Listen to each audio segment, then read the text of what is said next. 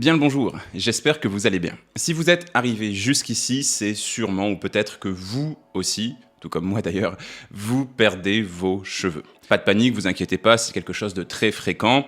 On estime que ça touche à peu près un homme sur 4, et même aussi certaines femmes, même si c'est un petit peu plus rare.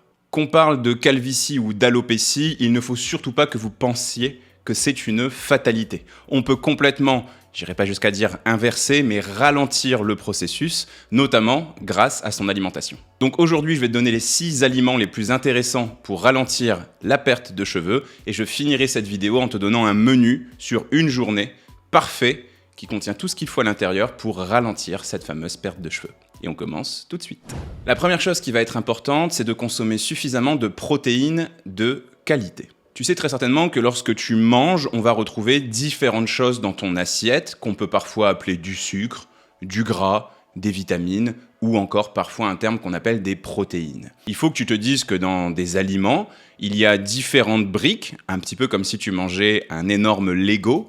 Et lorsque tu vas digérer cet aliment, ton corps va casser ce Lego pour récupérer toutes les briques. Certaines de ces briques sont du gras, comme la couenne du jambon. Certaines de ces briques sont du sucre, comme le jus qu'il peut y avoir dans un fruit. Et d'autres briques sont ce qu'on appelle des protéines. Pour revenir sur le jambon, c'est plutôt la chair du jambon, cette fois. Eh bien, les cheveux sont constitués à 95% de protéines. Donc forcément, pour en prendre soin, pour les réparer, pour leur permettre de bien pousser, il va falloir que tu consommes aussi ces fameuses briques appelées protéines. Cette protéine, elle a un nom qui est la kératine, et tu connais peut-être ça, on en met plein dans tous les shampoings anti-chute. Il y a même une marque de shampoing qui s'appelle Kérastase, qui est directement lié à ce processus de perte de cheveux. Les protéines, tu peux les retrouver dans les aliments d'origine animale, la viande, le poisson, les œufs et les produits laitiers principalement, mais aussi dans les plantes, donc dans des aliments d'origine végétale.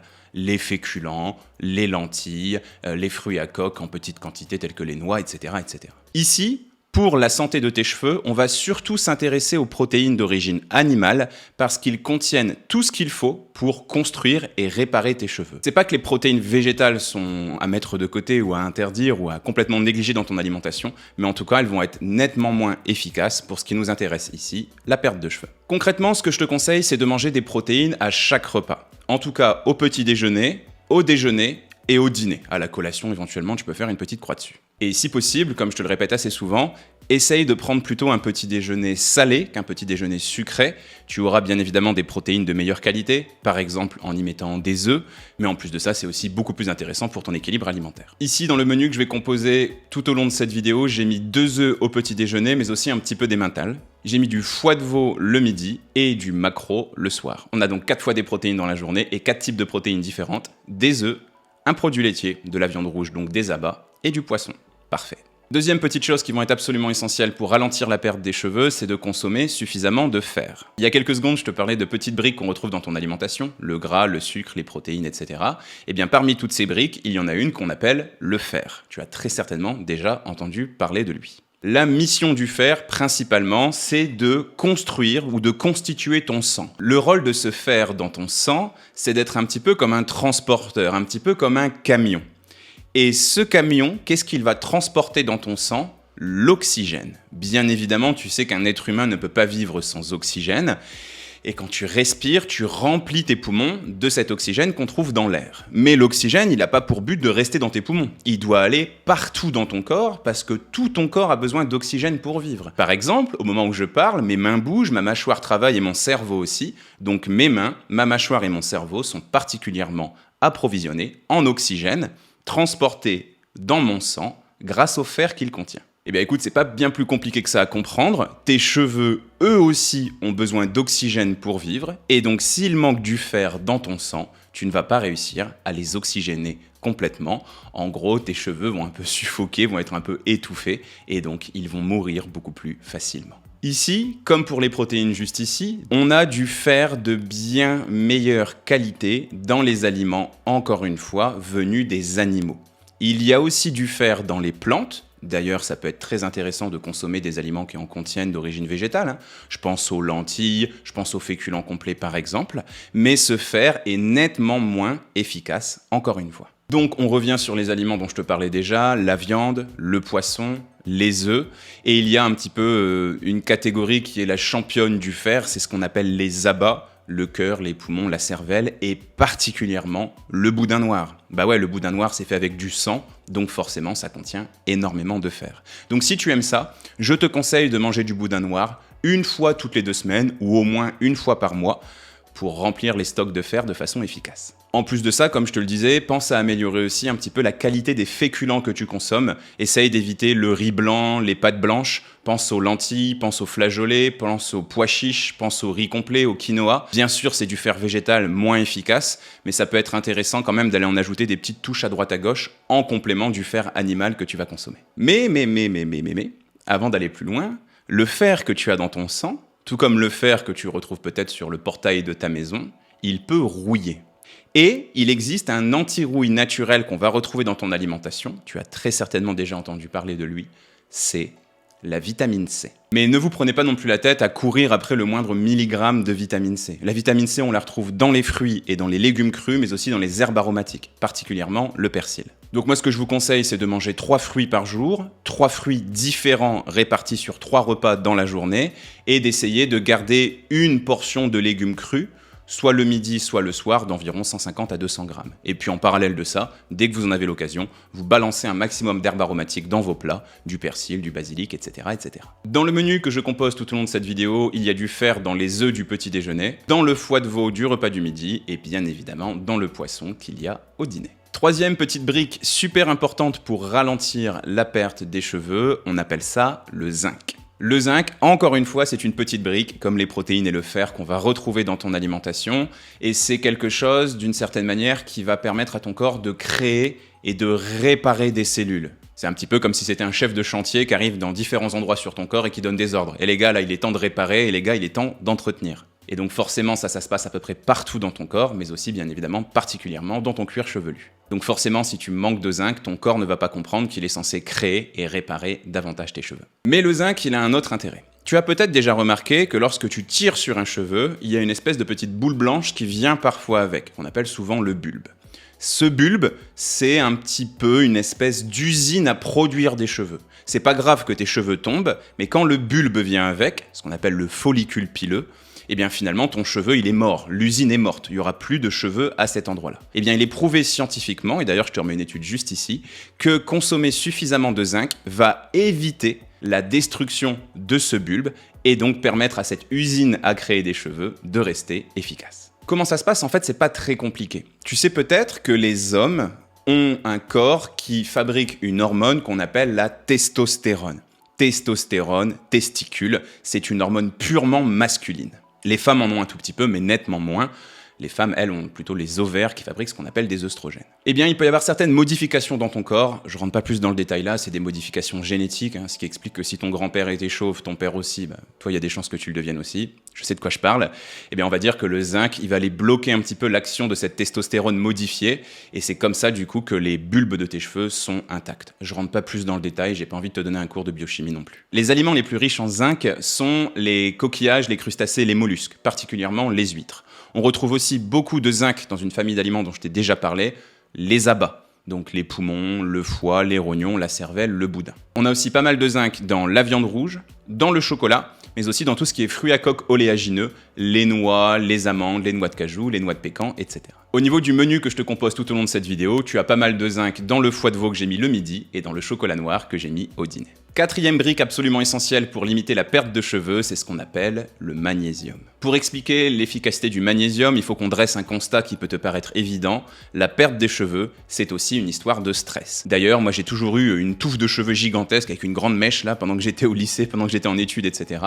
Dès que j'ai fini mes études supérieures et que j'ai commencé à travailler, j'ai perdu mes cheveux par poignée. Dès que je suis rentré un peu dans la vie active, avec ces lots de bonheur, mais aussi ces lots de contraintes et de stress, c'est là que j'ai commencé à perdre mes cheveux. Le magnésium, il est plutôt intéressant parce que c'est la brique anti-stress idéale que tu vas retrouver dans ton alimentation. On en retrouve un petit peu partout, du magnésium, mais les sources les plus intéressantes vont malgré tout être quand même le chocolat noir, toutes les graines, mais essaye de prendre des graines de grosse taille que tu peux facilement croquer, je pense aux graines de courge par exemple, Tous les fruits à coque, les noix, les noisettes, les amandes, les pistaches, etc.